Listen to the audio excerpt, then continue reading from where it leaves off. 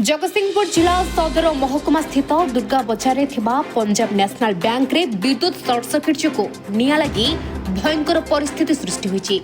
घटनास्थल में अग्निशम बाहिनी तीनोटी गाड़ी निया को आयत्त करने चेष्टा जारी रखिंट। सकाळु सकाळु बैंक भितर धुआं बाहर देखि स्थानीय लोक मैंने पुलिस को खबर देते। घटनास्थल में अग्निशम बाहिनी अधिकारी और सदर थाना अधिकारी उपस्थित रही निया को आयत्त करने को चेष्टा चलाई। निया आम तो देखला आसी जड़े झाड़ू ओल्ला ओल्ले आसी देखला सर्ट सर्किट निया लगी नागिला तार कौन है तो प्रशासन सुरक्षा बाहिनी आसिकी तड़ातड़ी खोला कर बर्तमान उद्धार कार्य चली। आम आसी देखिलु तो धुआं बाहर धुआं बाहर देखला अवस्था इलेक्ट्रिक करंट सर्ट सर्किट लगे जना पड़ी।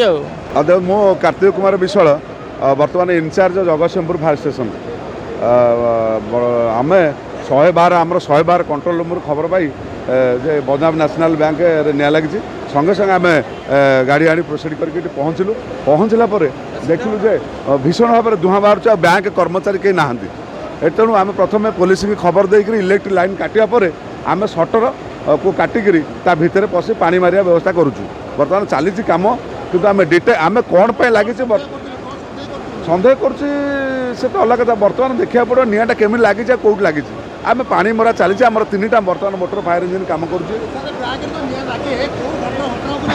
सर्ट सर्किट से सर्ट सर्किट द्वारा अलग किसी हो निश्चित रूप से सर्ट सर्किट होता बोली मुझे भावुँ कितु बर्तमान बैंक कर्मचारी कहीं पहुँची ना फोन जो जोगाजोग कराने बाहर अच्छा आसुँच बर्तमान एटार कहीं पहुँची ना। जगतसिंहपुर लोकनाथ साहू रिपोर्ट शपथ न्यूज।